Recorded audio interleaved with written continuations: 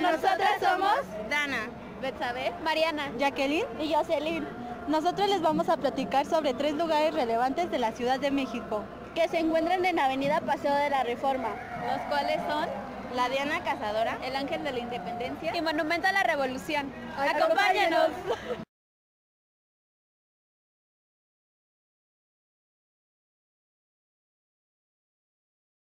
Avenida Paseo de la Reforma es la avenida principal de la Ciudad de México, que recorre de este a oeste. Se llamó así para conmemorar las reformas liberales del siglo XIX, promulgadas por el presidente Benito Juárez.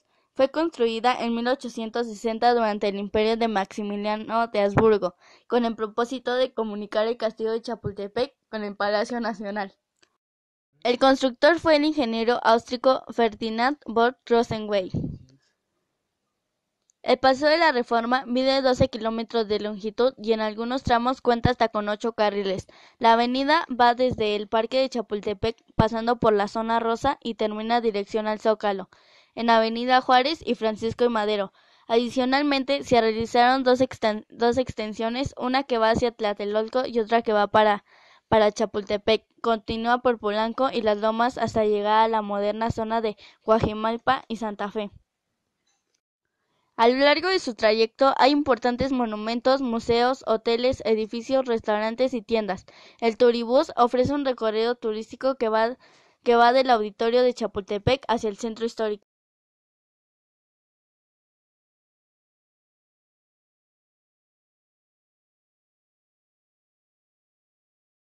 Elvia Martínez Verdalles es el nombre detrás de la Diana Cazadora, o como originalmente era su nombre, la flechadora de las estrellas del norte. Su identidad permaneció oculta debido a la censura que impulsó la pieza escultórica por grupos ultraconservadores que demandaron cubrir la estatua con un taparrabo. En 1942, Elvia, teniendo tan solo 16 años de edad, trabajaba con una secretaria en las oficinas petroleras mexicanas. Vicente Mendiola y Juan Olaguibel la invitaron a posar para una obra. Lo que no sabía es que esa obra se convertiría en un símbolo de la ciudad. Durante las sesiones, el escultor Elvia mencionaba que pasaba con tan solo un taparrabos. Solamente exhibió todo su cuerpo para los detalles finales de la escultura. Ella no recibió ninguna remuneración económica. En cambio lo hizo por vanidad. Afirmar, sin embargo, ella pidió al autor que mantuviera su identidad en anónimo, previamente en los futuros escándalos. 10 años después, Elvia posaría de nuevo, pero esta vez para otro monumento en conmemoración a la expropiación petrolera, mejor conocida como la Fuente de Petróleo sobre la Avenida Reforma.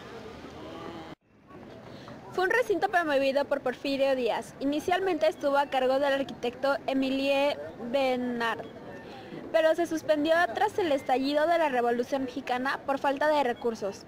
Fue retomado por el arquitecto Carlos Obregón después de la revuelta para convertir en un monumento a la revolución. Las obras duraron de 1933 a 1938 y está inspirado en el estilo del Arte Deco.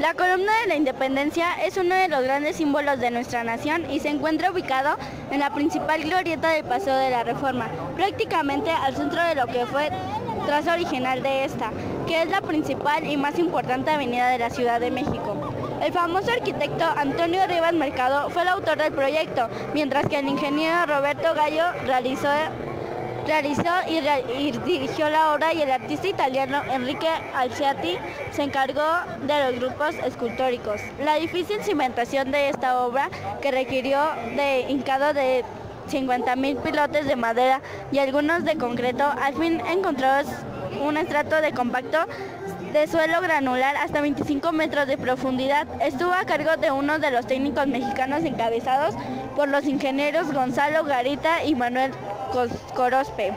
La primera piedra de la construcción de esta obra se puso una vez terminada la cimentación el día 2 de enero de 1902, ya hace más de 100 años, y la ceremonia fue encabezada por Porfirio Díaz, quien colocó dentro de ella un cofre dorado con el acta y una serie de monedas de cuño corriente de la época.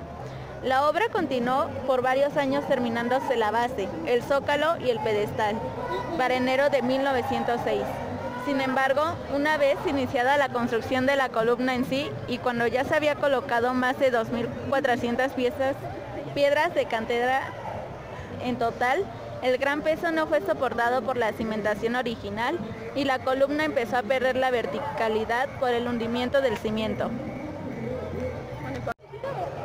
Fue entonces cuando el grupo de ingenieros arriba mencionado decidió demoler todo lo construido hasta esa fecha y procedió a diseñar una nueva cimentación formada por un tupido estampado de pilotes de madera fijos, que fueron hincados mediante un martinete de vapor que los enterraba con un émbolo de 1 tonelada de peso. Originalmente el proyecto constaba de 9 escalones para ascender a la base del monumento, pero debido al hundimiento permanente del entorno que le rodea y al sistema de pilotes de punta que lo sostiene, a la fecha sobresalen más de 3 metros de nivel de altura actual del suelo y ha sido necesario agregarle 14 escalones más.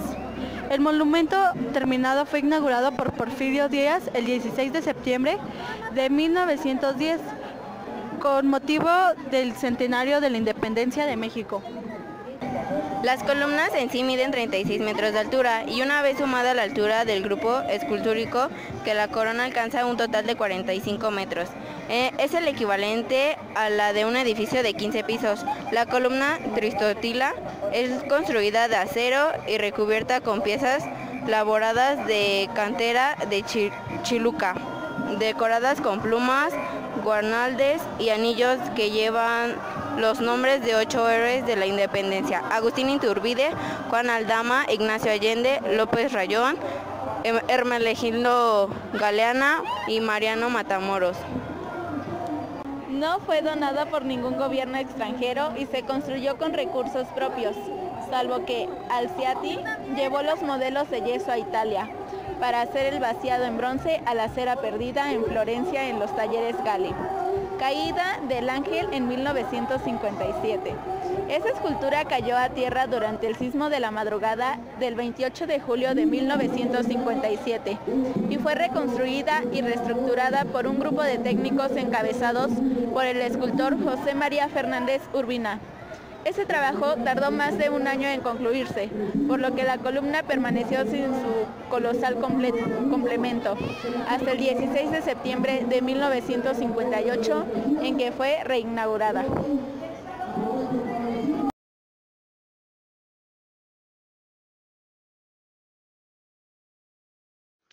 El Monumento a la Revolución Mexicana es una obra arquitectónica inclusa, que en realidad iba a ser el Palacio de Cámara de Diputados y Senadores. Del proyecto original, lo único que quedó fue la cúpula. Un elevador de cristal sube hasta la cúpula y linternilla, por la impresionante vista de la ciudad donde se contempla el emblemático centro histórico. Es considerado un mirador único en su tipo. Fue un recinto promovido por Porfirio Díaz. Inicialmente estuvo a cargo del arquitecto Emilie Bernard, pero se suspendió tras el estallido de la Revolución Mexicana por falta de recursos. Fue retomado por el arquitecto Carlos Obregón después de la revuelta para convertirlo en un monumento a la Revolución. Las obras duraron de 1933 a 1938 y está inspirado en el estilo del Arte Deco. El Museo Nacional a la Revolución está ubicado en el sótano del Monumento a la Revolución, símbolo arquitectónico de la Ciudad de México, que alberga las criptas de personajes nacionales como Villa, Madero, Carranza y Cárdenas. El proyecto de su instalación data de 1936 y fue elaborado, al igual que los planos del monumento, por el arquitecto Carlos Obregón Santacilia. Sin embargo, por motivos económicos, el proyecto no fue realizado sino hasta 1986, bajo la supervisión de la historiadora Eugenia Meyer y el arquitecto Jorge Briviesca. Abrió sus puertas al público el 20 de noviembre del mismo año y fue reinaugurado después de 3 meses de remodelación, el 20 de noviembre del 2002. Entre sus objetivos se encuentra el consolidarse como un instrumento didáctico, auxiliar en la enseñanza de la historia de México, que visualice los conocimientos impartidos en los diversos niveles educativos.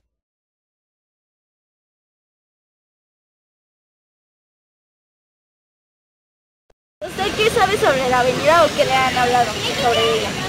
Bueno, la avenida está diseñada